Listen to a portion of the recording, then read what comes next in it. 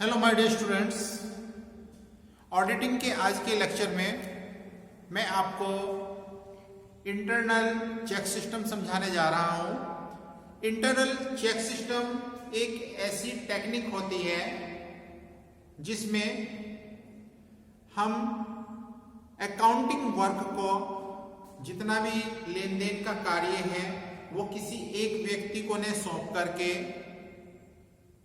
विभिन्न व्यक्तियों में उनकी योग्यता अनुसार बांट देते हैं।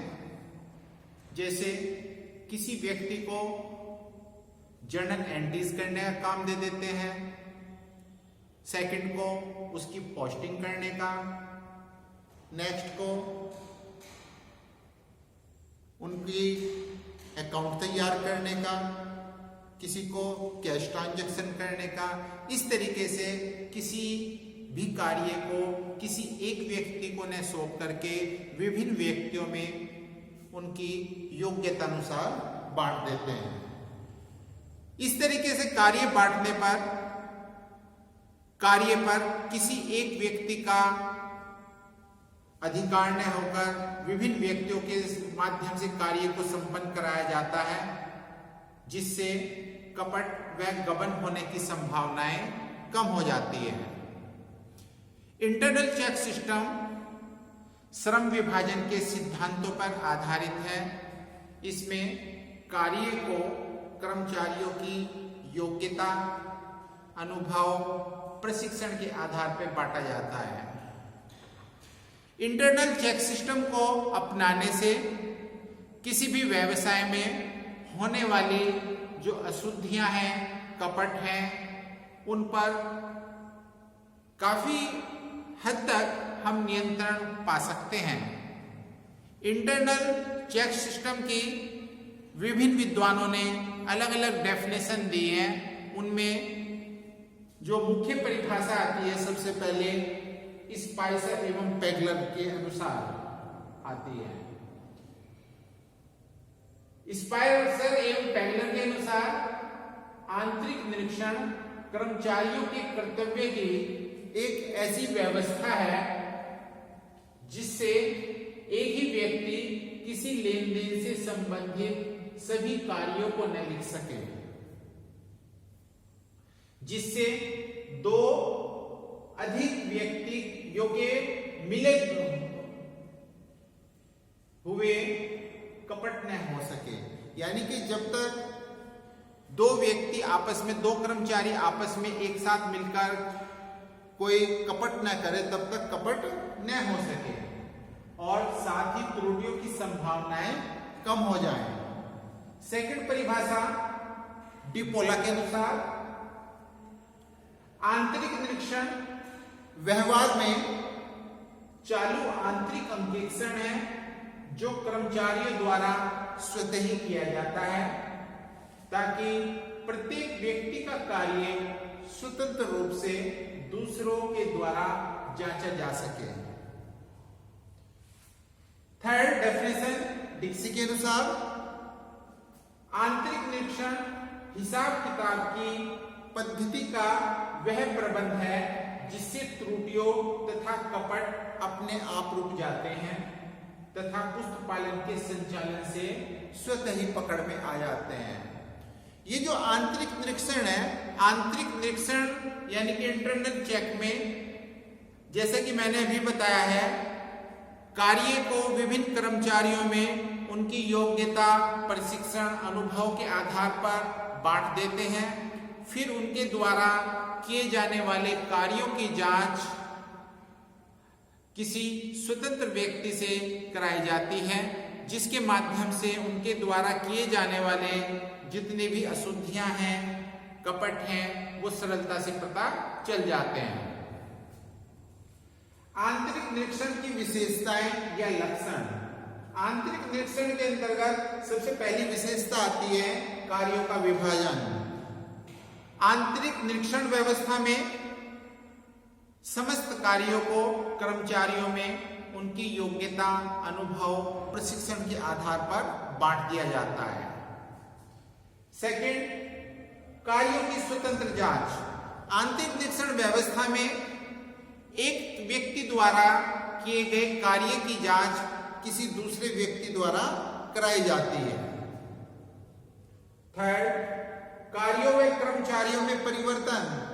समय समय पर आंतरिक निरीक्षण व्यवस्था में कर्मचारियों में परिवर्तन कर दिया जाता है। जो व्यक्ति मान लिया अकाउंट्स में पोस्टिंग का काम कर रहा था, उसको जर्नल का काम दे दिया, जर्नल वाले को पोस्टिंग करने का। इस तरीके से एक दूसरे के व्यक्ति के काम में परिवर्तन कर दिया जाता है। अधिकार एवं उत्तरदायित्वों का निर्धारण। कर्मचारियों में कार्य का विभाजन हो जाने से प्रत्येक कर्मचारी के उत्तरदायित्व एवं अधिकार निर्धारित कर दिए जाते हैं। छल कपट व गबन में कमी। जब किसी भी व्यवसाय में आंतरिक नियंत्रण, आंतरिक निरीक्षण पद्धति प्रचलन में होती है तो उस समय कर्मचारियों पर नैतिक प्रभाव होता है कि उनके द्वारा किए जाने वाले कार्यों की जांच कराई जा रही है, जिससे वो कोई भी जानबूझकर छल कपट का कार्य नहीं कर पाते, जिससे गबन व छल कपट में कमी आ जाती है। आंतरिक निरीक्षण के उद्देश्य। आंतरिक निरीक्षण का मुख्य उद्देश्य होता है अशुद्धियों एवं छल कपट पर रोक लगाना।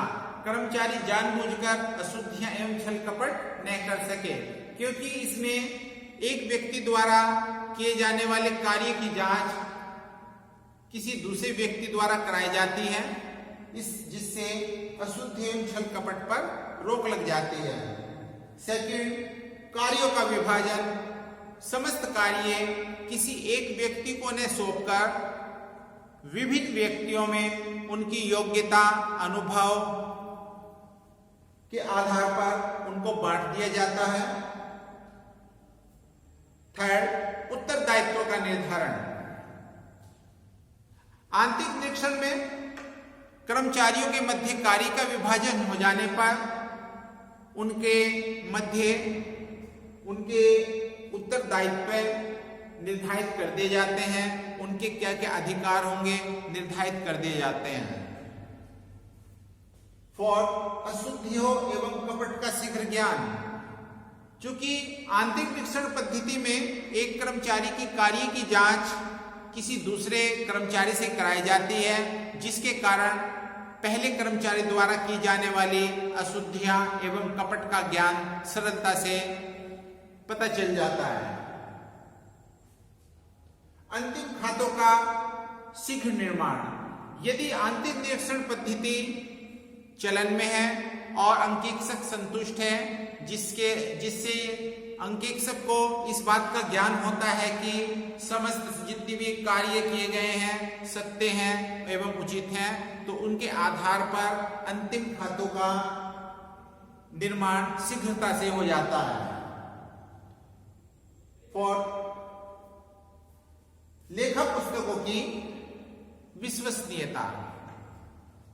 आंतरिक निरीक्षण पद्धति के चलन में होने के कारण जितने भी कार्य किए जाते हैं उनके प्रति विश्वसनीयता होती है और ये माना जाता है कि जो खाते हैं वो संस्था की उचित स्थिति को प्रदर्शित कर रहे हैं। आंतरिक निरीक्षण के लाभ। आंतरिक निरीक्षण के लाभ होते हैं, फर्स्ट, दायित्वों का निर्धारण। कर्मचारियों के मध्य दायित्वों का कार्यों का विभाजन उनकी योग्यता, अनुभव, प्रशिक्षण के आधार पर विभाजन हो जाने से उनके दायित्वों का निर्धारण हो जाता है। सेकंड, अशुद्धियों एवं कपट का शीघ्र पता लगना। कर्मचारियों के कार्यों की जांच किसी दूसरे व्यक्ति, दूसरे कर्मचारी द्वारा की जा रही है, जिसके हमें यह पता चल जाता है कि अमुक कर्मचारी ने किस प्रकार से अशुद्धियां या कपट किया है। थर्ड, अशुद्धियां एवं कपट की संभावनाओं में कमी।